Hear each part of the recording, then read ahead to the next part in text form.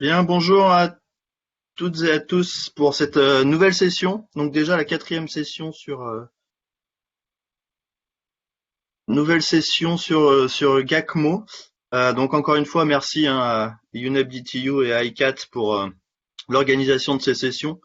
Donc cette quatrième session concernera la construction d'un scénario avec action d'atténuation à comparer au scénario business as usual comme on a pu le voir précédemment lundi.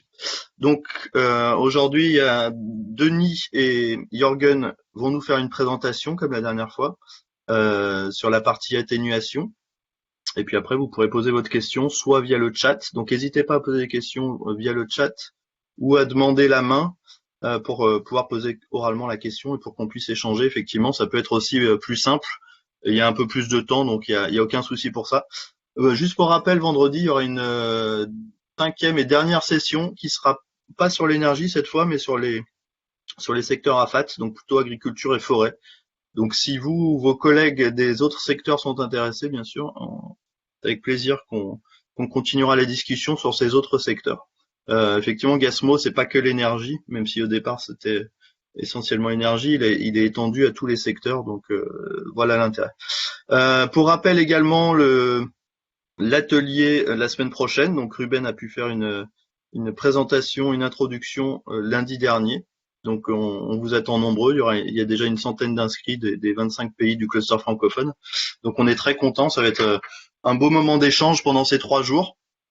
Et voilà, je vous rappelle aussi que les webinars sont enregistrés et sont disponibles sur le site de l'ICAT. Donc vous pourrez les revoir et poser des questions le moment venu si vous avez des questions après ces webinars en appliquant les méthodes Gasmo. Donc je vais m'arrêter là, je vais donner la main à Jorgen et à Denis et puis je vous souhaite un bon webinar. À tout à l'heure.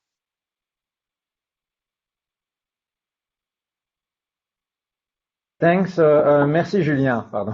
Donc bonjour à tous, donc bonjour aux participants et merci de nouveau de votre présence et de votre disponibilité aujourd'hui. Donc comme Julien l'a mentionné, donc aujourd'hui nous allons nous concentrer, on va dire, sur les feuilles du modèle Gasmo qui sont nécessaires pour construire le scénario d'atténuation. Donc je vais commencer comme la dernière fois par je dirais, brève introduction, un bref rappel de ce que nous avons vu au cours des 2 premiers séminaires. Et après, donc, je donnerai la parole au Julien, donc à Julien, aux participants principalement, pour qu'ils puissent poser leurs questions. Donc, je vais partager mon écran. Donc, normalement, vous devriez pouvoir voir mon écran. J'espère que c'est le cas.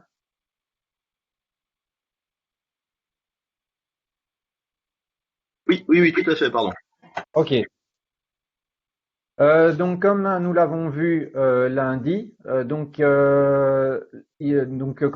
un utilisateur commence à utiliser donc Gasmo, il commence à remplir les feuilles hypothèses, bilan initial et croissance pour introduire les données nécessaires à la construction de la ligne de base et des projections.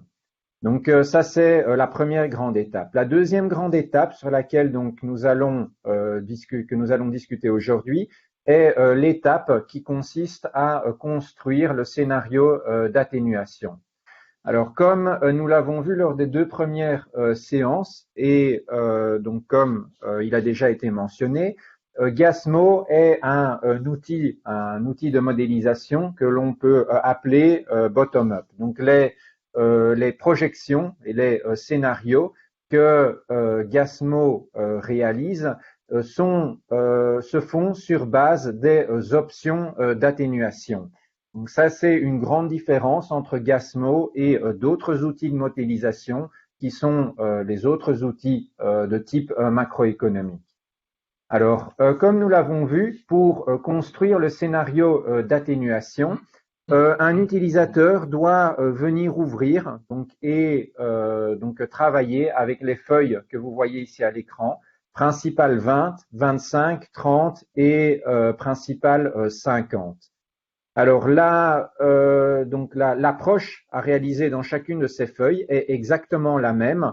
Donc, un utilisateur remplira d'abord la feuille principale 20, puis 25, 30, 50, selon, je dirais, son choix de construire les points pour construire le scénario à l'année 2020, 2025, 2030, 2050. OK. Donc ici j'ai donc la feuille 2030, principale 30 ouverte. Et donc comme nous l'avons vu, la première chose à faire par l'utilisateur est de choisir les options d'atténuation donc qui sont pertinentes dans le contexte national. Alors, donc vous, en tant qu'expert de l'énergie, donc en général, donc vous évidemment ne vous concentrerez pas sur les catégories, par exemple agriculture. Vous voyez pour le moment à l'écran. Donc, je vais un peu augmenter la taille. Voilà. Donc agriculture, donc puisque ça ce serait plutôt vos collègues agriculture, mais donc vous vous concentrerez sur les catégories et sous-catégories d'activités liées à l'énergie. Alors rapidement, et puis je vous invite à poser des questions si il y a des options d'atténuation qui ne sont pas claires pour vous. Mais donc rapidement, les catégories que vous devriez considérer principalement sont énergie, biomasse, c'est-à-dire donc production d'électricité à partir de biomasse. Donc vous voyez qu'ici nous avons trois options d'atténuation. Nous avons également, donc si nous descendons ici, les différentes catégories liées à l'efficacité énergétique. Donc efficacité énergétique dans les ménages, donc chez les particuliers, dans l'industrie, donc également ici industrie, dans les services. Donc ça c'est principalement lié à l'efficacité, donc efficacité énergétique dans, par exemple, donc moteur, mais également vous retrouvez ici les catégories des chillers, donc dans des grands chillers, donc des grands air conditionnés, systèmes de air conditionné. Vous avez l'efficacité énergétique, donc du point de vue de l'offre.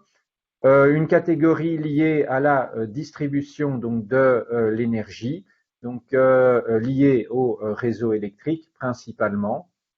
Ensuite, donc si vous continuez à descendre, vous avez donc les différentes catégories liées à la production d'électricité ou d'énergie en utilisant des technologies ou des sources d'énergie renouvelables comme l'hydroélectrique. Ici, donc les technologies marémotrices et houlomotrices, donc liées à, je dirais, la mer, on va dire. Enfin, donc vous avez ici une catégorie solaire, donc tout ce qui est solaire thermique ou solaire photovoltaïque. En tant qu'expert de l'énergie, donc nous pouvons également couvrir donc la catégorie transport ici. Donc souvenez-vous que dans les méthodologies PCC, le transport est une sous-catégorie du grand secteur de l'énergie. Donc c'est pour ça qu'aujourd'hui nous la considérons. Mais donc bien entendu, dans vos pays, les experts énergie seront en général différents des experts transport. Et enfin, nous avons ici donc la catégorie éolien, donc production d'énergie ou d'électricité à partir de technologies éoliennes. D'accord? Donc ça, ce sont les différentes catégories que je dirais en tant qu'expert de l'énergie, vous devriez en général considérer et parmi lesquelles vous devriez choisir les options d'atténuation pertinentes dans votre contexte national. Alors ici, je voudrais faire un commentaire que je n'ai pas fait lors du dernier séminaire, mais c'est sur la façon dont sélectionner, choisir ces options d'atténuation. Alors, donc bien sûr, en tant qu'expert, vous pourriez vous dire, je fais un exercice théorique et je choisis les options d'atténuation qui me semblent intéressantes et vous sélectionnez ce que vous pensez pertinent en tant qu'expert. Maintenant, si vous faites cet exercice dans le cadre par exemple, donc dans le cadre du développement d'une actualisation d'une CDN de vos pays, il faut savoir donc que le CDN, donc là, le développement d'une CDN, on va dire, est un processus politique. C'est-à-dire donc que le choix des options d'atténuation que vous ferez donc dans le cadre de la production d'une CDN doit être évidemment lié à un choix technologique, mais aussi à un choix politique. Donc, si vous avez une option d'atténuation qui, par exemple, vous semble pertinente en tant qu'expert de l'énergie, mais que vous savez n'a pas été sélectionnée d'un point de vue choix politique pour les CDN, vous n'intégrerez pas évidemment cette option dans donc le choix de vos options d'atténuation. Donc c'est très important évidemment lorsque vous commencez à utiliser un outil de modélisation comme l'outil Gasmo de savoir dans quel contexte vous utilisez cet outil de modélisation. Ok. Donc, par ailleurs, donc pour terminer ma petite introduction, donc je vous avais promis que nous reviendrions brièvement aussi sur les résultats que Gasmo permet. Alors rapidement, et vous pourrez également poser vos questions là-dessus aujourd'hui. Rappelez-vous que dans ces feuilles principales 20, 25, 30, 50, vous trouvez, donc un utilisateur trouve déjà un certain nombre de valeurs, de résultats que le modèle Gasmo calcule. Donc parmi ces résultats, vous trouvez notamment les résultats liés aux réductions d'émissions dans les colonnes I, J et K, donc ici indiquées à l'écran. La colonne I donnant, je vais de nouveau maximiser un peu, donc donnant les 2 secondes. Donc donnant la colonne I, donc donnant les réductions d'émissions, donc ici en 2030 puisqu'on est dans la feuille 2030, spécifiques à la mise en œuvre donc d'une option d'atténuation. Donc par exemple éclairage LED, donc 400 000 donc bulbes permettront donc une réduction de 29,98 kilotonnes CO2 équivalent donc par an pour l'année 2030. D'accord? Donc la colonne J vous donne également un chiffre important puisqu'elle donne donc l'accumulation, la valeur cumulée des réductions des émissions pour toutes les options d'atténuation sélectionnées par un utilisateur. Et comme il s'agit donc d'une valeur accumulée, cumulée, lorsque vous atteignez le bas de la colonne, vous obtiendrez le total des réductions d'émissions obtenues par la mise en œuvre de l'ensemble des options d'atténuation que vous aurez choisies en tant qu'utilisateur. La colonne K, enfin, donne donc également la réduction des émissions obtenues en pourcentage, donc en unité de pourcentage, par rapport donc aux émissions calculées pour la ligne de base, qui, pour référence, est donnée ici chaque fois donc dans la ligne 20. Dans la ligne 21. Donc, dans la ligne 21, vous trouvez, donc, sur base des données de base que vous avez introduites dans votre modèle, vous trouvez la valeur des émissions, donc, pour 2030 par rapport, donc, dans votre scénario de référence, dans votre scénario de base. Et donc, dans la ligne 120, ici, vous trouvez dans la colonne K le pourcentage total donc de réduction d'émissions obtenu donc par la mise en œuvre de l'ensemble de vos options d'atténuation par rapport donc aux émissions de votre ligne de base. Ok. Donc en plus dans cette feuille, dans ces feuilles principales, vous trouvez également donc des résultats liés au coût, donc comme nous l'avons vu également la semaine passée.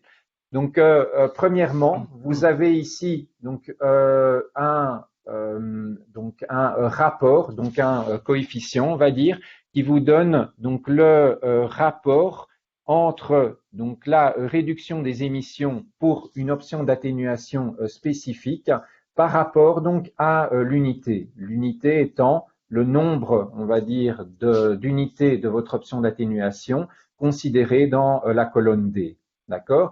Donc, si je prends, par exemple, ici, l'éclairage LED, vous voyez que 1000 ampoules donc correspond à une réduction d'émissions de 75 tonnes de CO2 équivalent par unité, donc par 1000 ampoules. Ok, donc ceci vous donne, on va dire, une idée de l'efficacité de réduction d'une option d'atténuation et est une valeur introduite par Jürgen dans le modèle qui notamment sera utilisée dans, on va dire, le calcul des coûts et des réductions des émissions d'une option par rapport au coût de cette même option. Alors, comme résultat également, dans cette feuille, vous retrouvez donc le coût d'investissement et le coût annuel de mise en œuvre d'une option spécifique. Et souvenez-vous, comme nous l'avons vu, ces coûts ne sont pas des coûts totaux, on va dire. Ce sont des coûts additionnels par rapport ou en comparaison à la mise en œuvre d'une option de référence. D'accord? Donc, si nous avons éclairage efficace avec LED, donc si vous vous souvenez, donc si vous cliquez ici, d'accord, vous êtes envoyé à la fiche technologique correspondante et donc vous voyez ici dans la fiche technologique efficacité énergétique dans les ménages, nous retrouvons notre option éclairage domestique efficace, donc que nous venions de voir dans notre table. Et vous voyez donc que cette option est comparée à l'option de référence ampoule à incandescence. D'accord? Donc, dans cette feuille, donc principale 30, je reviens à elle maintenant, les coûts d'investissement et coûts annuels sont, donc pour cette option éclairage efficace avec ampoule LED, sont en comparaison à la mise en œuvre de l'option de référence ampoule incandescente. D'accord? Et vous voyez ici que donc aujourd'hui, dans le contexte actuel, le prix des ampoules LED très souvent est fortement diminué au cours des dernières années. Et vous voyez que sur base des valeurs par défaut introduites dans Gasmo, le coût d'investissement d'utilisation d'une ampoule LED par rapport à une ampoule incandescente est négatif, tout comme le coût annuel. Le coût annuel, le coût de mise en œuvre étant logique puisqu'elles sont plus efficaces, donc elles utilisent, on va dire, moins d'électricité. Donc il y a un coût annuel, un bénéfice fait par un utilisateur lorsqu'il utilise une ampoule plus efficace. Donc le fait, et ça c'est important, que ces valeurs ici soient négatives, puisque nous parlons ici de coûts, donc ce sont des coûts négatifs, donc il s'agit en fait de gains. Donc l'utilisation, vous voyez, de cette option éclairage efficace avec LED par rapport à une ampoule incandescente permet de faire un gain lors de l'investissement, tout comme un gain lors de la mise en œuvre. Alors, ce n'est pas toujours le cas. Si nous prenons, par exemple, poêle à bois efficace, vous voyez que le coût d'investissement sur base des valeurs par défaut, donc ici est donc la valeur indiquée ici est positive, c'est-à-dire qu'il y a un coût additionnel par rapport à l'option de référence. Par contre, vous voyez que le coût de mise en œuvre, lui, est négatif, c'est-à-dire qu'il y a un gain d'utilisation donc de poêle à bois efficace par rapport à l'option de référence. Et ceci est important puisque très souvent, le gain réalisé lors de la mise en œuvre permet très souvent donc de compenser en fait le coût d'investissement donc additionnel qui peut exister pour une option d'atténuation spécifique. Ok. Donc ceci est brièvement ce que je voulais rappeler pour donc cette feuille principale. Alors rapidement pour terminer et permettre de vous poser des questions, je souhaiterais donc rappeler et je vous invite à poser des questions si ce n'est pas clair. Donc premièrement, lorsque vous remplissez cette colonne H, souvenez-vous que la valeur à indiquer ici doit tenir compte de l'unité définie dans la colonne B. Donc pour rappel, donc dans notre exemple ici, donc le pays souhaite d'ici 2030 mettre en œuvre 400 000 ampoules LED donc en utilisation.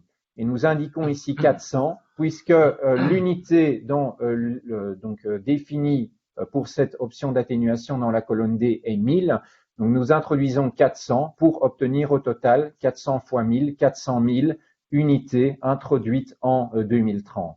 Donc, ça, c'est quelque chose de très important à avoir compris. Donc, je vous invite à poser ou à préciser si ce n'est toujours pas clair pour vous. OK?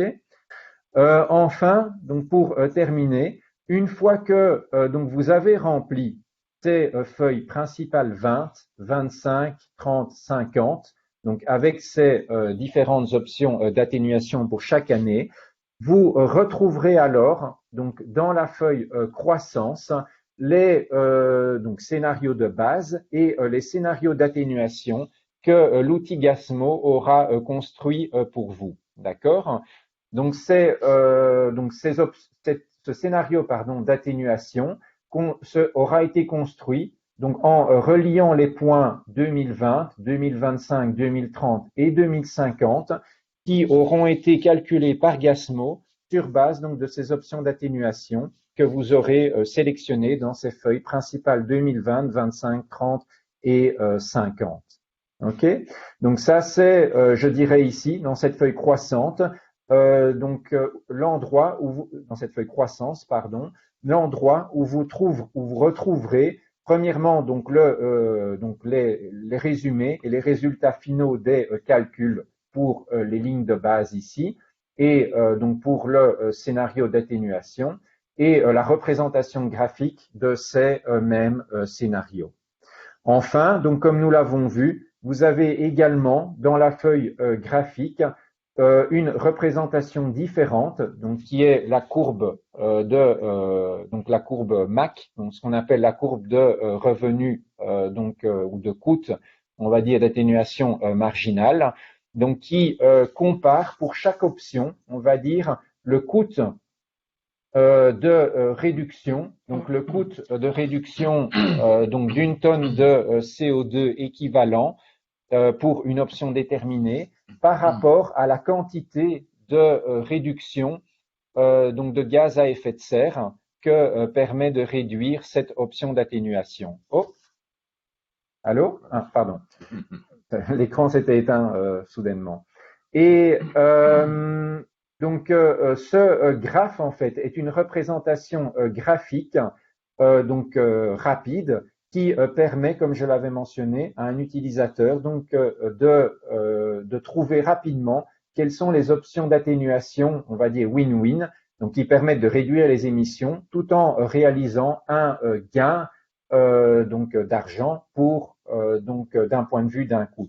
Et ceci, on va dire, est un reflet graphique de cette colonne E, donc de ces facteurs, de ces coefficients introduits donc dans la colonne E, donc des feuilles principales 20, 25, 30, 50. D'accord? Donc je vais m'arrêter ici parce que donc nous avons normalement une bonne heure pour le séminaire d'aujourd'hui et je vais maintenant laisser la parole donc aux participants pour qu'ils puissent poser leurs questions. Je crois que Jürgen veut ajouter quelque chose. C'est la première question. Okay. Pourquoi dans cette colonne est-ce qu'il y a des cellules vertes?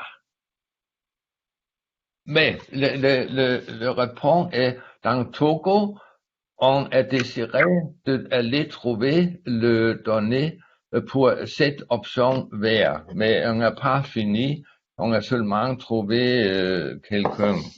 C'est la raison. Ok, donc juste aussi, pour que vous ne soyez pas perturbés par les couleurs, donc lorsque vous déchargez ou chargez le modèle Gasmo, normalement cette colonne-ci est complètement en jaune et vide. Alors ici, donc vous voyez, donc il y a certaines cellules qui sont en vert, d'autres en rouge. C'est parce que donc comme nous l'avons mentionné, donc ce que nous vous montrons ici est un exercice théorique que nous avions commencé avec le Togo. Donc ce n'est pas les résultats finaux obtenus avec ce pays. Donc donc il s'agit de résultats intermédiaires que nous vous avions présentés ici. Et les colonnes vertes, ce sont les cellules vertes, ce sont les options d'atténuation que nous avions identifiées comme pertinentes pour le Togo, mais pour lesquelles nous n'avions pas de valeur, donc pour lesquelles le Togo a dû trouver des valeurs, tandis que les cellules rouges, c'était donc des options pertinentes pour lesquelles nous avions trouvé des valeurs, mais qui nous semblaient, on va dire, des valeurs irrégulières, donc que nous avions demandé au Togo de préciser. Et donc, ne vous, je dirais, préoccupez pas réellement donc de la couleur ici, donc des cellules. Donc, c'est juste pour vous dire que normalement, donc ici, donc en tant qu'utilisateur, lorsque vous déchargez l'outil, l'ensemble de ces cellules serait en jaune et ce serait à vous donc de sélectionner, comme je l'ai dit, des options pertinentes pour votre pays. Donc, je m'arrête ici, Julien, et je donne la parole maintenant aux utilisateurs. Aux utilisateurs, oui, aux participants. Donc, pour qu'ils puissent poser leurs questions. Donc, n'hésitez pas à poser des questions sur les feuilles principales, aussi sur les aspects des résultats ou tout autre aspect général qui ne serait pas encore clair. Merci beaucoup pour la présentation. Je vais en profiter vu que j'ai la main, c'est l'avantage. Et en attendant d'autres questions, parce que pour l'instant je ne vois pas de main levée ni de questions dans le chat, donc n'hésitez surtout pas. En restant sur cet onglet, effectivement, si on reprend l'exemple des 400 000 ampoules, l'objectif de 400 000 ampoules. Oui. Si on dit que cet objectif est évolutif et que ce sera pas les 400 000 en 2030, mais qu'on en met un peu toutes les années. Est-ce que le chiffre qu'on met en 2030, c'est le total? Ou est-ce qu'il faut mettre en 2020, il faut en mettre un peu, en 2025 un peu, en 2002? Ok, 2 secondes, je confirme avec Jürgen. Mais c'est le Merci. total installé en cette année comparé à le BAU. Ok, donc c'est le total. Donc donc c'est le total donc qui serait mis en œuvre donc par rapport à la ligne de base donc pour l'année 2030. Donc si Ok. si par exemple en on va dire 2025, donc vous voyez en 2025 vous avez donc 200 000 ampoules qui devraient être installées en 2025. Donc entre 2025 et 2030, donc ils vont installer 200 000 ampoules en plus pour arriver à un total de 400 000 en 2030. Parfait, merci. Et on peut voir le commentaire ici. Les valeurs, on peut trouver à cette page dans le CDN. Et donc c'est juste pour préciser, donc par exemple, ça veut être une source pour des experts énergie.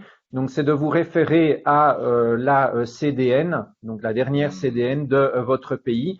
Donc très souvent dans les CDN ou dans les communications nationales ou dans les BUR, vous trouvez donc des références. Donc par exemple ici dans le cas du Togo, la CDN du Togo mentionne à la page 19 que pour 2030, ils vont mettre en œuvre 400 000 ampoules donc LED en utilisation. Ça, pour moi, c'est un avantage important de Gasmo. Le fait que ce soit sur Excel, effectivement, on peut rajouter des commentaires et on peut avoir les sources de données, etc. Donc, en termes de transparence, en tout cas, c'est parfait, quoi. L'idée en Gasmo est de faire tout le calcul dans le CDN transparent pour autres personnes. Ouais, tout à fait, exactement. Non, c'est une grosse force par rapport à des modèles qui peuvent être plus des boîtes noires un petit peu où on a des difficultés à retrouver d'où viennent les chiffres à un moment ou à un autre, effectivement. Bien, donc moi j'ai posé ma question. Est-ce que d'autres personnes souhaiteraient poser les questions, que ce soit sur ces fiches-là ou sur les fiches technologiques? Est-ce que vous auriez des actions auxquelles vous pensez, sur lesquelles vous voudriez revenir un petit peu plus en détail?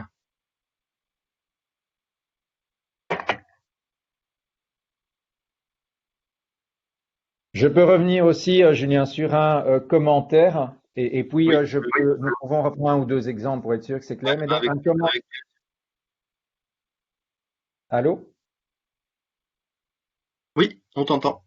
Ok, donc un commentaire qui avait été posé lors du séminaire précédent et pour revenir à ça. Donc, si par exemple votre pays, donc c'est principalement d'un point de vue de production d'électricité. Donc, si votre pays prévoit, par exemple, en 2030, l'installation donc d'une centrale solaire photovoltaïque. Donc, puisque c'est en 2030, donc je dirais que avant 2030, votre pays aurait donc un certain mix énergétique donc qui sera reflété, comme on l'a vu, dans la feuille bilan initiale. Et avant 2030, donc cette, on va dire, centrale photovoltaïque apparaîtrait dans les options d'atténuation.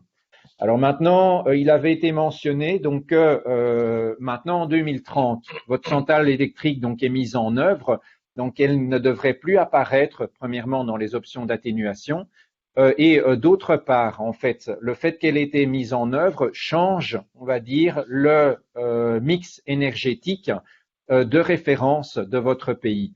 Et je crois une des questions qui avait été posée, donc c'était comment prendre cela en compte. Alors, donc j'ai posé la question à Jürgen, mais donc la façon de faire cela, donc c'est que dans votre feuille bilan initial, vous rentrez donc vous avez le mix énergétique initial de votre année de référence.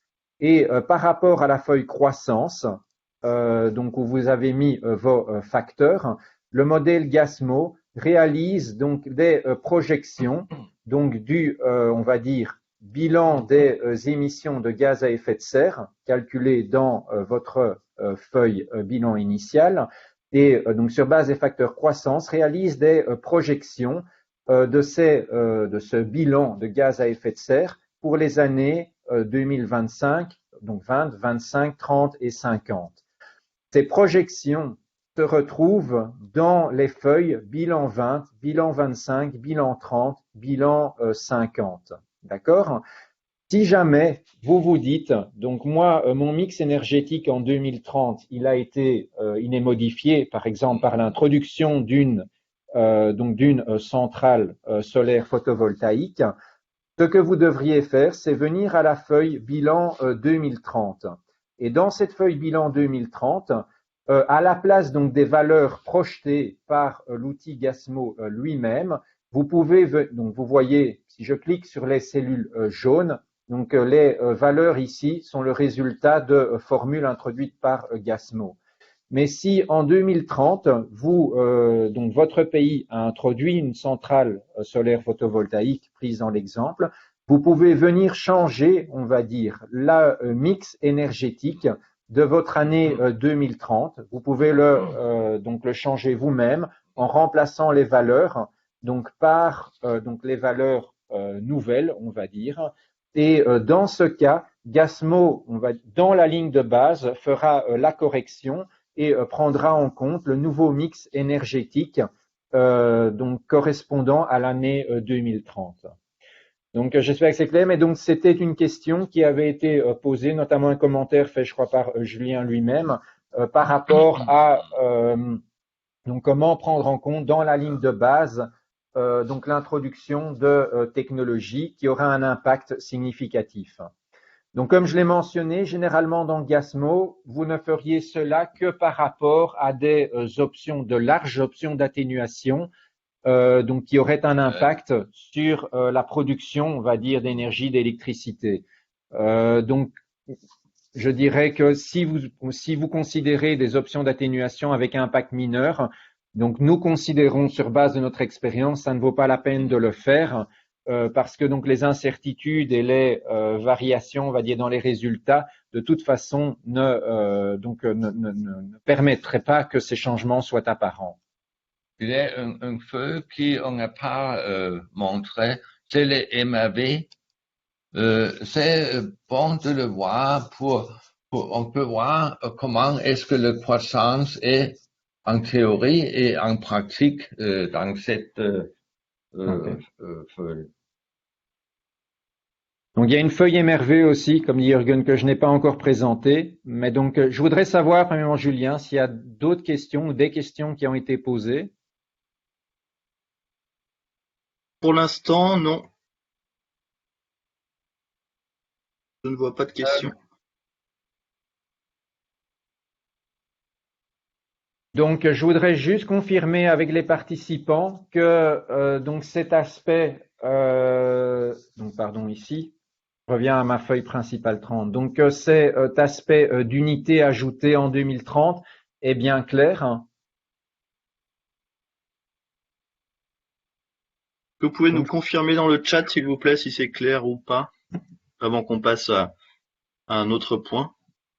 Donc, juste pour reprendre un ou deux exemples, donc si nous considérons par exemple un programme, donc on va dire si dans votre NDC, c'est aussi un cas, je dirais classique sans doute dans vos pays. Donc, si vous avez des programmes, on va dire d'électrification de maisons par des systèmes photovoltaïques donc indépendants, donc vous voyez ici, par exemple, que l'unité mentionnée est 500 watts pour un système.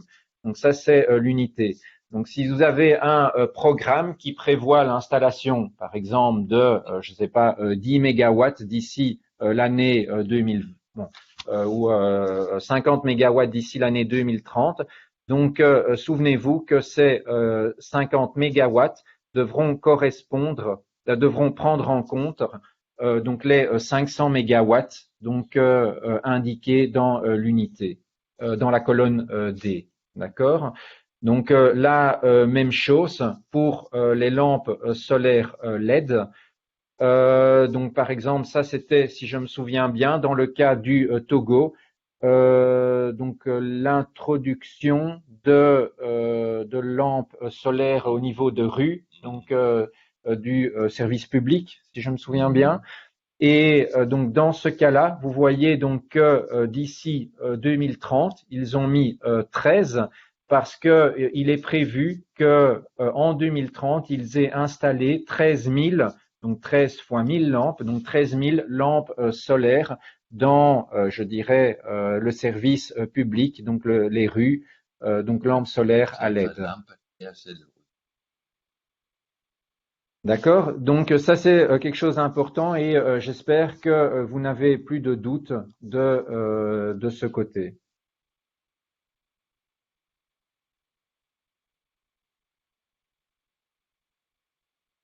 Donc au niveau des résultats aussi, donc j'espère que vous avez compris donc comment lire et trouver donc les résultats dans Gasmo.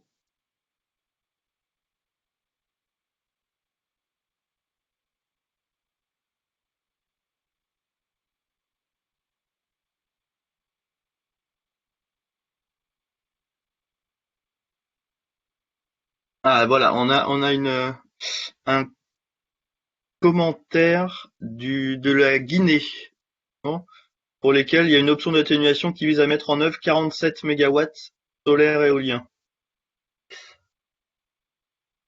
Donc peut-être qu'on pourrait 47 mégawatts de éolien.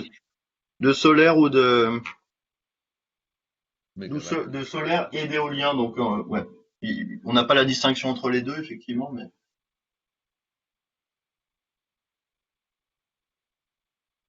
Yeah, but then you have to.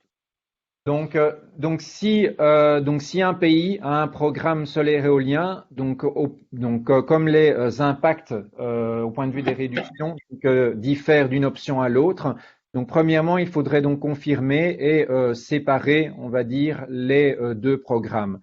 Donc avoir la quantité ou le nombre de mégawatts à installer par un programme solaire et un programme ou le programme éolien. Donc là, ça c'est la première chose à faire. Donc la deuxième chose à faire, donc c'est par rapport au programme solaire, donc déterminer, on va dire, la contribution des différentes options d'atténuation. Donc s'il s'agit, par exemple, d'un programme solaire uniquement par la construction ou l'installation de grandes centrales solaires photovoltaïques. Donc vous seriez alors donc par exemple dans les options d'atténuation PV ici dans les lignes 90 je peux un peu maximiser, dans les lignes 90 et 91. Si vous êtes donc dans, je dirais donc d'un programme solaire avec l'installation de systèmes indépendants, vous seriez alors plutôt dans les lignes 92, 93. Si vous êtes, par exemple, dans un programme d'installation ou d'électrification au niveau de village par des systèmes hybrides solaires diesel, vous devriez choisir donc l'option 94. Donc, il est important de clarifier, je dirais, premièrement pour le solaire, la contribution de chacune des options d'atténuation. Et ceci, vous le faites donc en tant qu'expert, soit par votre propre connaissance, on va dire, de votre contexte national, ou en confirmant avec les responsables politiques des différents programmes d'électrification par le solaire, donc là, les contributions respectives. Ensuite, donc vous pourriez avoir d'autres options, donc j'ai donné l'exemple, mais donc si vous avez, donc si ce n'est pas du solaire photovoltaïque, mais l'installation ou d'un programme solaire en utilisant donc les technologies par exemple paraboliques ou de tours centrales solaires, donc vous seriez dans les options 98, 99. Donc une fois que vous avez fait ça, donc c'est la même chose au point de vue éolien. Donc, si vous aviez un programme éolien, donc il s'agira de distinguer s'il s'agit donc d'éoliennes terrestres installées sur la Terre, donc terrestres avec taux stockage ou programme éolien offshore, donc installé dans la mer. Ok. Alors maintenant, donc si nous prenons notre exemple de 47 mégawatts, on va dire, si on va dire donc que si ce programme de 47 mégawatts est uniquement éolien, donc juste pour prendre l'exemple, et prévoit une installation de 47 mégawatts pour 2030, vous metteriez ici le chiffre 47, d'accord? Oh, pardon. Donc vous mettriez ici le chiffre 47, puisque l'unité ici donc est 1 mégawatt, donc une fois 47, donc ce 47 mégawatts serait installé en 2030. Et vous voyez qu'en introduisant le chiffre, donc je peux le refaire, donc 47, donc vous voyez ici cette colonne est 0. Lorsque vous introduisez le chiffre 47, les valeurs ici de ces trois colonnes changent et prennent en compte donc la réduction des émissions en 2030 pour l'option 47 mégawatts d'éolien. Donc, c'est-à-dire qu'en 2030, l'installation de 47 mégawatts éoliens terrestres onshore permettrait de réduire donc 57,05 kilotonnes CO2 équivalent par an en 2030. D'accord? Si jamais votre programme solaire éolien prévoit donc une étape intermédiaire en 2005 de par exemple 25 mégawatts installés. Donc vous metteriez en 2030 47 et 25 mégawatts installés en 2025. Donc vous ouvrez alors la feuille 2025 et dans la même option éolien onshore, vous introduiriez ici donc 25 mégawatts. Et donc vous voyez alors que en 2025, votre programme qui prévoit une installation de 25 mégawatts, donc c'est juste un exemple, permettrait en 2025 de réduire les émissions de 30,34 kilotonnes CO2 équivalent par an. D'accord? Et la même chose pour 2020 et pour 2025 si votre programme possède des valeurs pour ces autres points. Mais le ressent, cette installation d'éoliennes pas créer une grande réduction, c'est parce que ces valeurs ici est grande. Et cette valeur vient de le bilan ici.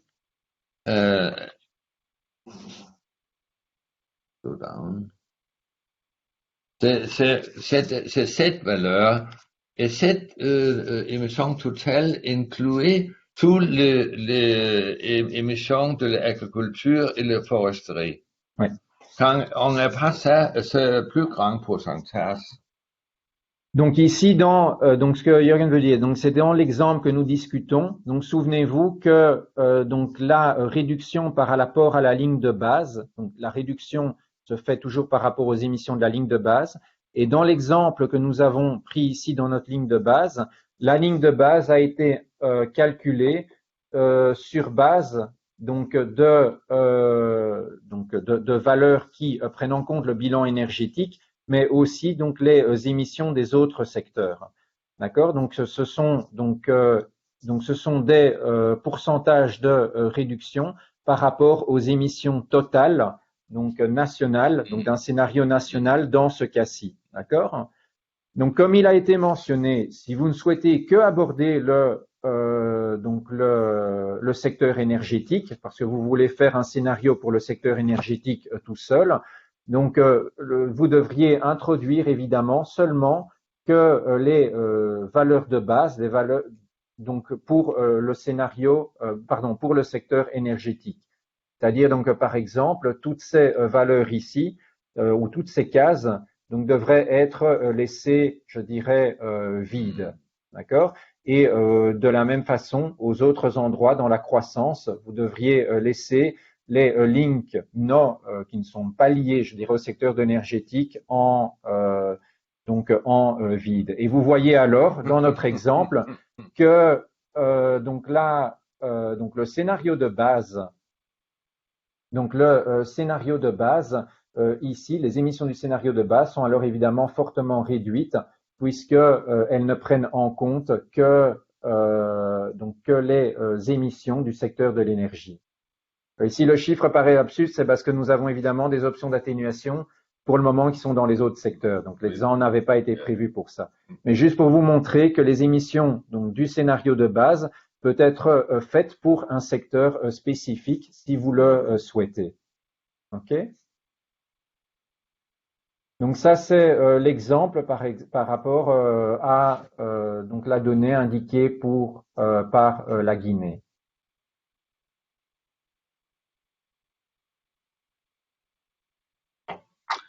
Parfait. Je crois que ça répond bien à la question, effectivement. Alors là, on a une question parce que on a deux questions. Je vais commencer par la première. Est-ce qu'on pourrait revenir un peu plus sur la description des coûts si on prend l'exemple encore une fois des ampoules? Est-ce que vous pourriez revenir sur la fiche technologique des ampoules et nous réexpliquer un peu comment sont déterminés les coûts d'investissement, l'annualisation, la durée de vie et puis les coûts opératoires, s'il vous plaît. OK. Donc, si nous reprenons l'exemple donc des ampoules, donc vous voyez que dans le modèle Gasmo, en tout cas l'option que nous avons choisie, donc dans la catégorie efficacité énergétique des ménages, donc les ampoules efficaces LED, donc construites sur base d'unités de 1000 ampoules, sont comparées à une option de référence qui est ampoule incandescente. Si jamais dans votre pays, vous avez par exemple déjà abandonné les ampoules incandescentes et que vous avez des ampoules LFC, donc vous voyez que vous avez une autre option qui est le remplacement des ampoules LFC par les ampoules LED. D'accord? Donc il s'agit de bien choisir évidemment l'option d'atténuation qui correspond à votre contexte national. Alors, pour calculer donc les réductions des émissions spécifiques à l'option d'atténuation ampoule LED par rapport à ampoule incandescente, ainsi que les coûts, donc comparer les coûts de ces deux options. Donc, il faut évidemment introduire certaines données de base, donc techniques, et de base de coûts. Alors, ces données de base donc, qui sont nécessaires à ces calculs sont déjà listées ici dans la fiche technologique. OK. Alors, dans cette fiche technologique, vous retrouvez premièrement le prix moyen de l'électricité, donc qui est une valeur qui a été indiquée dans la feuille hypothèse C25. Donc, si ça ne correspond pas évidemment à votre contexte national, ce prix d'électricité ne correspond pas à votre contexte national, vous allez modifier cette valeur dans la feuille hypothèse, dans la colonne, la cellule C25. Alors, cette donnée est importante puisque l'utilisation d'ampoules efficaces permet de réduire la quantité d'électricité utilisée et donc de faire un coût, on va dire, pour un utilisateur d'électricité, donc un gain d'électricité. Ok. Vous avez ensuite donc le coefficient d'émission également repris dans cette feuille hypothèse et les pertes de réseau qui sont calculées également, donc qui sont également retrouvées dans la feuille hypothèse, mais calculées sur base du bilan énergétique que vous avez introduit. Ceci donc sont des entrées générales qui sont reprises dans les feuilles précédentes, que en théorie vous ne devez pas modifier dans ces fiches technologiques, et que si vous souhaitez modifier, vous devez alors modifier dans la feuille hypothèse. Alors ensuite, pour calculer donc les réductions des émissions et les coûts par rapport donc liés à l'option de réduction LET, vous devez prendre en compte les paramètres techniques donc indiqués ici. D'accord? C'est-à-dire donc une puissance d'une lampe moyenne LED considérée dans votre pays. Ici, dans la valeur par défaut est 9 watts. Donc, vous pouvez parfaitement la remplacer par une autre valeur si donc ça ne correspond pas à la puissance des ampoules trouvées sur le marché national ou dans le marché dans votre pays. L'utilisation quotidienne moyenne par rapport donc à dans une maison, dans un foyer. Donc ici est indiqué comme 7 heures. Si nous prenons par exemple, on va dire un pays comme le Danemark, où il fait noir une bonne partie de la journée, cette valeur devrait être par exemple augmentée. Si dans votre pays, l'utilisation quotidienne d'une ampoule ne correspond pas à 7 heures par jour, donc vous modifiez également cette valeur. Alors ici l'unité donc est de 1000 ampoules. Ceci ne doit pas être modifié. Ça correspond donc à l'unité de base utilisée pour les calculs par Gasmo. Alors vous avez ici et ça c'est important donc le coût sur le marché national donc d'une ampoule LED. Donc ici la valeur par défaut est de 10 $ pour une ampoule LED. Dans votre pays, donc cette valeur pourrait être éventuellement, ou ce coût pourrait être éventuellement supérieur. Et donc évidemment, il est important alors de le modifier, puisque c'est cette valeur qui va déterminer notamment si, on va dire, le remplacement donc d'une ampoule incandescente par une ampoule LED permet de faire un gain lors de l'achat, lors de l'investissement de cette technologie. Ok. Et enfin, donc vous avez ici là le calcul de la quantité d'électricité nécessaire pour, je dirais, faire fonctionner les ampoules LED. Donc vous voyez qu'ici, avec les valeurs de base introduites au-dessus, le modèle calcule qu'il faut 23 MWh par année pour faire fonctionner ces ampoules LED dans l'exemple ici. Alors, ce même genre de raisonnement se fait pour l'option de référence ampoule incandescente. Ici, dans l'exemple, donc la puissance de la lampe incandescente qui va être remplacée par notre ampoule LED est de 60 watts, d'accord. Donc là, important également, les paramètres de durée de vie qui sont normalement qui sont également nécessaires pour considérer là cette fois-ci le coût lors de la mise en œuvre. Donc il faut vous rappeler que les ampoules LED sont sur le marché aujourd'hui de meilleure qualité et ont une durée de vie plus longue que donc une ampoule incandescente. Alors pourquoi est-ce que c'est important? Parce que si vous considérez donc une durée de vie, donc une période donc donnée sur laquelle vous utilisez vos ampoules, donc par exemple 10 ans, on va dire un exemple, sur 10 ans, non, on va faire plus simple. Donc, si vous prenez comme référence 3,9 années, sur 3,9 années, vous devrez utiliser, en théorie, une ampoule LED, puisque c'est la durée de vie moyenne d'une ampoule LED, on va dire, sur donc le marché international. Par contre, la durée de vie d'une ampoule incandescente est de 0,4 années. C'est-à-dire que au cours des 3,9 années, vous auriez dû utiliser 10 fois, donc 10 ampoules incandescentes, c'est-à-dire acheter 10 ampoules incandescentes. C'est-à-dire que le prix de base de votre ampoule incandescente aurait été multiplié par 10 au cours des 3,9 années. Et ceci, évidemment, a un impact de nouveau sur les coûts de remplacement, donc les coûts qui comparent l'utilisation d'une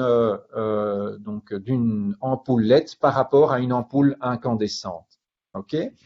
Alors, le prix d'une ampoule incandescente dans notre option de référence est de 1,5 $.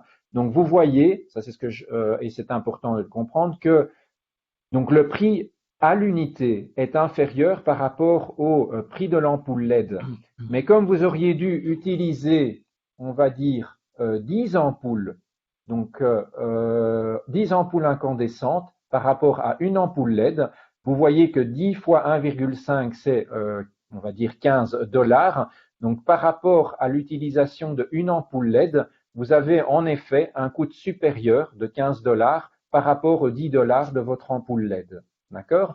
Donc, ceci est, donc, pour vous expliquer en détail l'approche qui est faite dans le cas de cette technologie.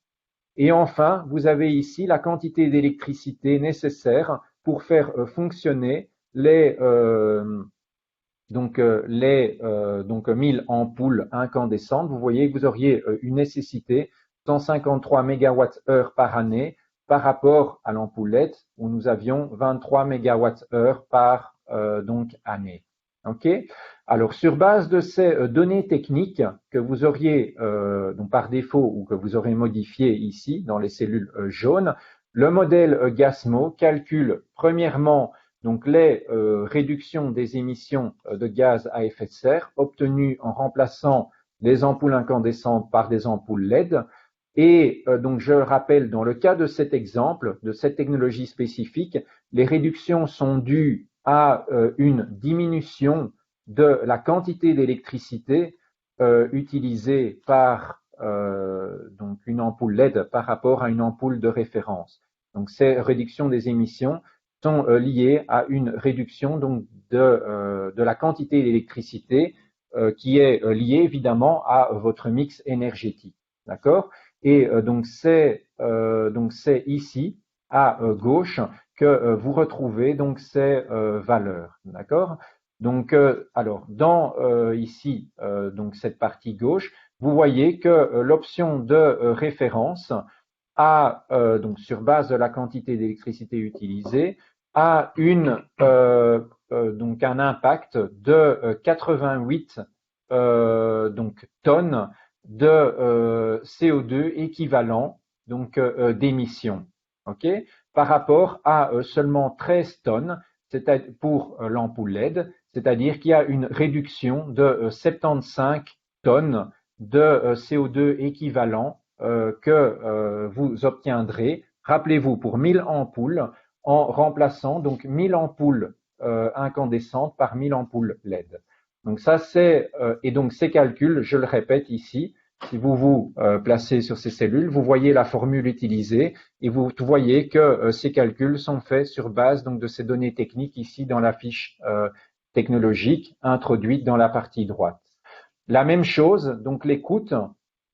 Donc comme nous l'avons vu, donc les coûts ici comparent donc les coûts d'investissement de 1000 ampoules incandescentes, donc 1000 ampoules incandescentes, d'accord? Vous vous souvenez, 1,5 fois 10, c'est 15, fois 1000 ampoules, donc 15 000. Vous retrouvez ce chiffre de 15 000 ici, par rapport donc à donc par rapport à l'option de réduction donc de 10 000, d'accord, donc 10 fois 1000, 10 000 pour l'ampoule LED. C'est-à-dire donc par rapport à l'investissement, le remplacement de des ampoules incandescentes par rapport aux ampoules LED permet de faire une économie de 5 000 dollars pour sur base de 1000 ampoules. Alors la durée de vie du projet, donc elle a été choisie ici, donc elle a été calculée sur base de la durée de vie des 3,9 années mentionnées ici. L'investissement nivelé, donc c'est les coûts d'investissement ramenés, on va dire, par rapport à la durée de vie du projet. Vous avez ici donc le coût annuel donc de carburant, donc qui est ici dans le cas du carburant, c'est pour faire fonctionner les ampoules, c'est l'électricité. Donc rappelez-vous, vous utilisez moins d'électricité dans le cas d'une ampoule LED, pour ça que vous avez un coût inférieur dans la colonne option de réduction LED par rapport à l'option de référence, avec un gain de nouveau, donc un gain de coût. Et les coûts totaux qui sont ici dans le cas de cette technologie, la somme entre les gains,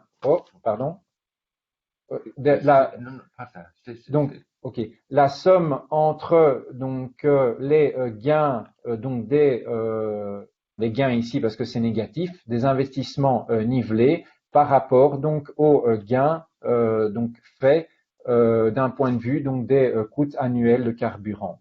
Ok, et donc c'est ce coût total annuel le coût total annuel que vous obtiendrez en remplaçant 1000 ampoules incandescentes par 1000 ampoules LED sera de 27 565 dollars, donc sur base donc des données que vous avez ici à l'écran. Ok, donc ça c'est, je dirais en détail l'approche qui est faite par l'outil Gasmo dans chacune des fiches technologiques. Il existe une ligne ici, c'est le coût pour installer les ampoules.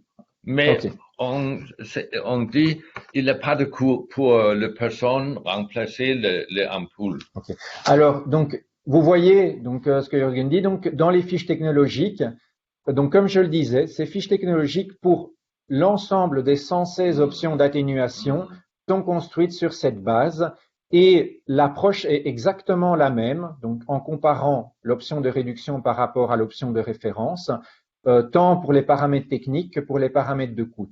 Donc cette approche que je viens d'expliquer en détail, vous pouvez exactement la répéter pour n'importe quelle option.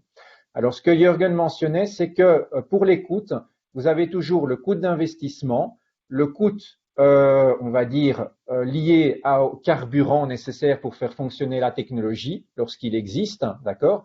Si on parle par exemple d'une option de solaire, vous verrez qu'ici, il n'y a pas de coût, puisque bon, jusqu'à présent au moins, donc nous ne devons pas payer, je dirais, l'énergie qui nous arrive du soleil. Peut-être qu'un jour ça viendra, mais donc pour le moment, ce n'est pas le cas. Par contre, vous voyez ici que vous avez un autre type de coût qui est le coût opération et maintenance. Alors, vous verrez que, je peux vous le montrer rapidement après, que dans certaines technologies, vous avez un chiffre ici. Dans le cas des ampoules, LED et incandescentes, ce chiffre est considéré comme 0 parce que c'est les ampoules LED considérées dans les foyers domestiques et généralement donc les personnes remplaçant elles-mêmes leur bulbe. Donc il n'y a pas de coût, on va dire, lié à donc l'opération et maintenance donc, de cette technologie.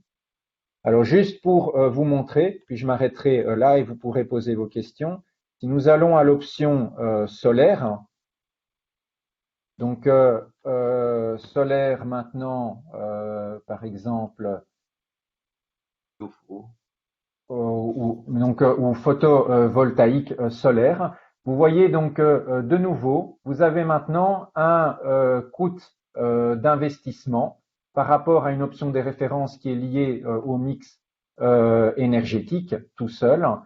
Vous avez la durée de vie du projet, vous avez de nouveau l'investissement nivelé. Vous avez bien sûr maintenant un coût d'opération et maintenance, parce que les centrales PV solaires nécessitent un coût, implique un coût de maintenance, d'opération et de maintenance, qui, vous voyez ici, attendez, je vais un peu maximiser de nouveau, pour être sûr que vous, oh, excusez-moi, attendez, pour être sûr que vous le voyez.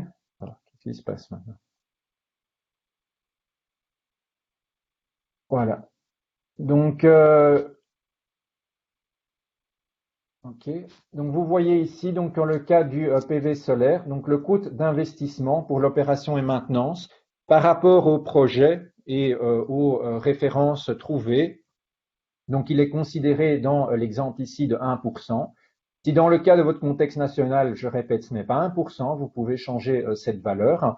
Et vous avez un coût annuel de carburant. Alors, dans le cas du PV solaire, comme je le disais, il n'y a pas de carburant puisque c'est l'énergie solaire, donc il n'y a pas de coût. Mais par contre, l'option de référence étant l'énergie électrique qui vient de votre réseau électrique, vous avez évidemment un prix lié donc à l'électricité correspondante provenant de votre réseau électrique. Et donc, vous voyez de nouveau que les coûts totaux correspondent à une comparaison des coûts de l'option de référence remplacée par notre option de réduction. Et vous voyez donc que, de nouveau, il y a ici un coût positif à l'investissement, mais qui est compensé par, je dirais, le coût de mise en œuvre donc de notre option d'atténuation, de notre option de réduction PV solaire, c'est-à-dire donc qu'au total, le coût total est négatif. Donc il y a un gain de nouveau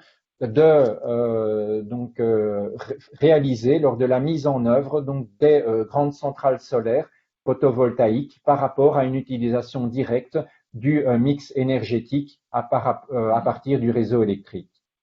Enfin, donc juste pour répéter, vous voyez donc au point de vue des réductions des émissions, c'est la même chose. Donc dans Gasmo, donc les centrales PV solaires n'ont pas d'émissions puisqu'il s'agit d'une énergie, on va dire, propre. Bien sûr, donc le modèle Gasmo aujourd'hui ne prend pas en compte les émissions éventuelles qui pourraient avoir lieu lors de la construction des matériaux nécessaires à la construction des centrales solaires. Donc, nous parlons de la technologie et de la mise en œuvre de la technologie elle-même. Donc, ça, c'est un détail à mentionner. Et vous voyez donc que dans notre option de référence, nous avons évidemment des émissions, puisque nous parlions des émissions liées donc à donc la production d'électricité pour notre mix énergétique. Donc ça c'est, je dirais en détail. Donc là, donc deux exemples donc de la façon dont vous devez aborder ces fiches technologiques. Donc je redonne la parole à Julien, aux participants, si vous avez d'autres questions. En tout cas, je crois que ça a très bien répondu à la question et même à celles qui suivent, mais je vais quand même les poser. Merci beaucoup, c'était très clair effectivement. On a juste une question de Rachel qui s'excuse de ne pas avoir participé à d'autres séminaires, et effectivement qui demande s'il existe une documentation qui explique l'utilisation de l'outil et des différentes fiches. Oui, donc sur le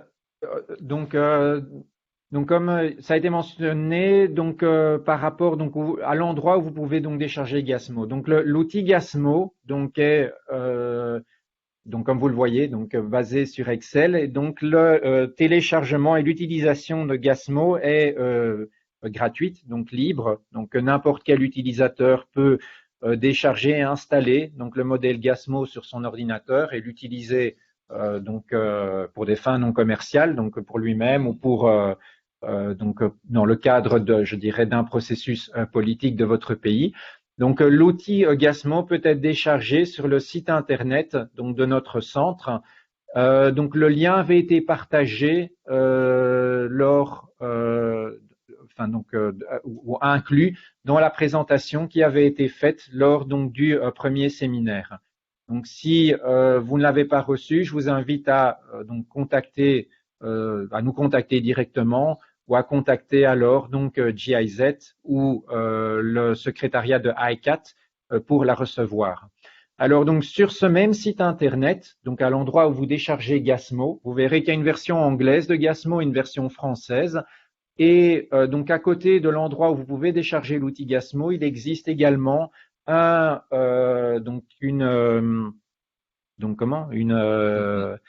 guide d'utilisation donc de Gasmo qui décrit en détail étape par étape donc les étapes à suivre pour utiliser Gasmo. Donc qui décrit, je dirais en détail, donc les différentes étapes que j'ai moi-même décrites lors de ces webinaires.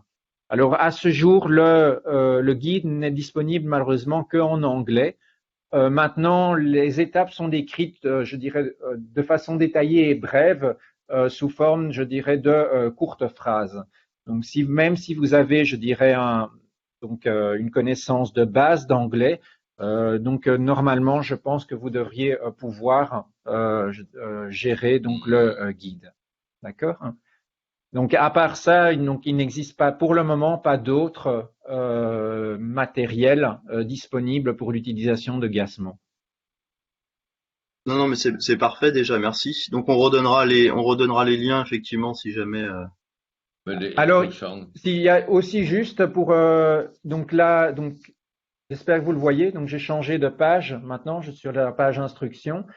Donc dans le modèle Gasmo lui-même, donc à la première page, donc à la page instruction, vous avez également, mais c'est beaucoup plus court que le guide, donc un résumé des différentes étapes à suivre pour l'utilisation de Gasmo. Et là, oui, c'est en français. Mais donc, je répète, donc les instructions données dans le modèle sont plus courtes. Par exemple, elles n'indiquent pas les cellules, donc le numéro des cellules où vous devez introduire donc les chiffres. Donc, c'est vraiment une description des différentes étapes à suivre, tandis que le guide, lui, fait référence aux différentes cellules où chaque valeur, où chaque chiffre doit être introduit.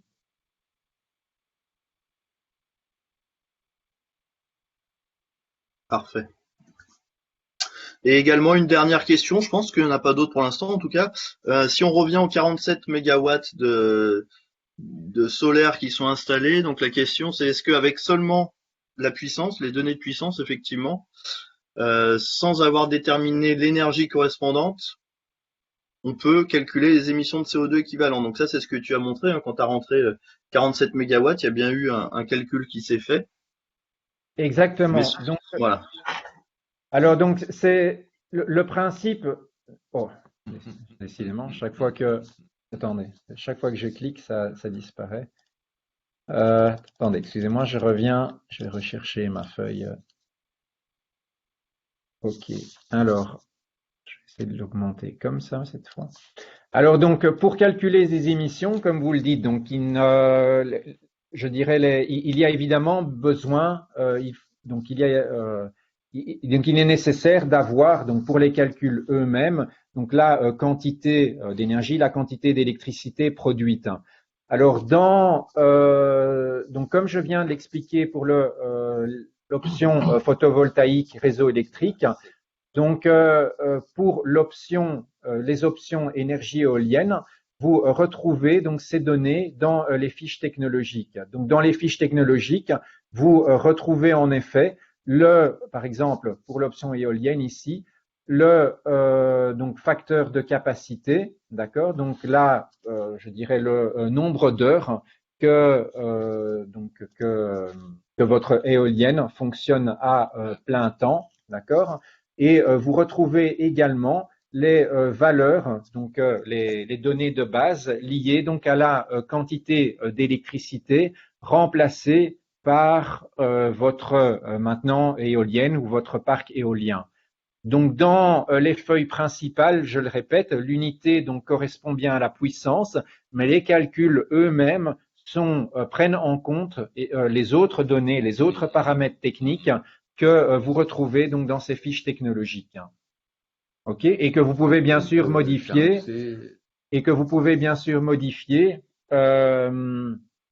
Donc, vous pouvez bien sûr modifier s'ils ne correspondent pas à votre contexte national. Alors, donc, un détail généralement pour les grandes technologies. Donc, comme vous le voyez ici à l'écran, les grandes technologies qui généralement servent à produire l'électricité, le modèle GASMO, au niveau des fiches technologiques, donc, comme vous le voyez maintenant à l'écran, prévoit donc ou inclut donc une fiche technologique. Donc, pour par exemple 1 mégawatt turbine éolienne connectée au réseau principal pour 2020, 25 et si nous allons vers la droite, il y aura aussi 2030, 2050. Alors ça, c'est donc pour prendre en compte le fait que très souvent, pour ces grandes, je dirais, technologies, donc les coûts encore d'investissement et les coûts d'activité varient au cours du temps. Et donc vous pouvez au niveau donc, de ces fiches technologiques prendre en compte, par exemple, la variation donc des coûts.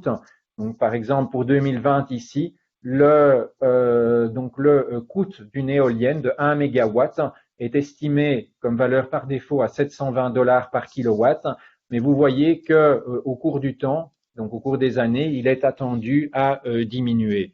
Et donc ça permet de prendre en compte cette diminution des coûts, en tout cas pour les technologies larges, je dirais principales, puisque donc cela a un impact significatif sur donc les coûts, les calculs des coûts réalisés par le modèle. Ok, j'espère que ça répond à la question. Je pense que ça répond à la question, effectivement. Donc, a priori, je pense qu'on a fait un bon tour là. C'est très intéressant, on est rentré dans le détail des différentes fiches. Donc, j'imagine que les participants y voient plus clair sur l'utilisation, effectivement. Comme vous l'aviez dit, hein, si jamais pendant les tests et l'utilisation du modèle par les participants, s'il y a des questions, ils peuvent revenir vers vous avec des questions. Oui, oui, bien sûr. Donc, si jamais vous vous lancez dans l'utilisation de GASMO et si vous avez des questions spécifiques ou si vous détectez quelque chose qui n'a pas l'air de fonctionner normalement, vous pouvez bien sûr nous contacter et donc nous essayerons de vous répondre. De la même façon, comme je l'ai mentionné, si par hasard, lorsque vous regardez les options d'atténuation, introduites dans le modèle GASMO. Donc aujourd'hui, il y en a 116 options d'atténuation. Donc sur l'ensemble, donc sur les différents secteurs, donc pas seulement pour l'énergie, mais donc y compris les autres secteurs. Donc si vous détectez une option d'atténuation qui serait importante dans votre contexte national et qui ne serait pas inclus aujourd'hui dans le modèle GASMO, donc nous vous invitons à prendre contact avec nous et nous vous aiderons alors à l'introduire, donc à l'incorporer dans le modèle GASMO. Donc, ce qui nous permettra de notre côté à enrichir le modèle avec de nouvelles options d'atténuation. Quand j'ai commencé d'utiliser ce modèle dans Zimbabwe, c'est beaucoup d'années, il y a seulement 10 options. Et chaque fois, un nouveau pays utilise le modèle, on décide d'introduire une nouvelle option. C'est la façon de grandir. Donc, Jordan dit donc quand il a commencé à développer GASMO, je crois que c'était il y a une vingtaine d'années, il l'avait fait au Zimbabwe, il travaillait au Zimbabwe à cette époque-là. Donc, le modèle incluait seulement 10 options d'atténuation. Donc aujourd'hui, comme je mentionne, donc le modèle en a 116 et donc cela a été enrichi donc sur base donc des options d'atténuation que vos pays donc ont mises en œuvre au cours ou développées au cours de ces 20 dernières années. Donc je le répète, donc n'hésitez surtout pas à nous contacter. Donc si vous avez des options d'atténuation qui ne seraient éventuellement pas prises en compte aujourd'hui dans le modèle. Et puis on peut préciser aussi qu'il peut y avoir des appuis spécifiques à certains pays, puisque vous travaillez dans beaucoup de pays actuellement, et notamment on travaille ensemble sur un projet soutenu par ICAT au Tchad, avec justement l'utilisation de GACMO pour le Tchad, effectivement, le développement d'une ligne de base et d'actions d'atténuation pour ce pays. Donc effectivement, Exactement. ça peut. Donc nous l'avons fait également récemment, pour juste s'il y a des participants du Togo, je crois qu'il y en avait en tout cas lors des séminaires présents, donc nous avons fait une formation spécifique pour le Togo avec Monsieur Komlan, s'il y a un participant du Togo présent avec nous aujourd'hui. Donc le directeur, je crois, du département de changement climatique. Et donc nous avons fait d'autres également avec d'autres pays. Donc là, c'est la bonne période pour s'y mettre parce qu'il reste 4 ans pour être en ligne avec le cadre de transparence renforcée, et puis on peut déjà penser à la future mise à jour de la CDN, même si encore beaucoup de pays sont encore dans la finalisation de la seconde CDN, effectivement. Il faudra la remettre à jour d'ici 5 ans, donc ou d'ici 4 ans même. Bon bah parfait, il y a plus de questions de mon côté, donc je pense que moi je peux remercier tous les participants, effectivement, rappeler que la prochaine fois c'est sur l'AFAT, donc voilà, si vous ne participez pas parce que vous êtes des experts énergie, n'hésitez pas à en reparler à vos collègues qui sont les experts de l'agriculture et de la forêt. Donc ça, c'est vendredi matin, effectivement. Et comme d'habitude, je vais laisser le mot de conclusion à Denis et Jürgen, et puis merci encore pour cette présentation. Merci à tous. Donc merci à tous, donc merci à tous les participants. Donc nous espérons évidemment que la formation a été utile. Donc nous répétons, donc nous restons à votre disposition si vous avez des questions et si vous souhaitez évidemment utiliser Gasmo. Je remercie de nouveau Julien pour le support aujourd'hui et évidemment ICAT, secrétariat ICAT et PATPA pour l'opportunité donnée donc pour réaliser ce séminaire. Comme vous êtes censés des experts énergie, nous nous reparlerons peut-être plus. Donc, je vous remercie énormément pour votre participation et nous vous souhaitons bonne chance pour le futur. Alors.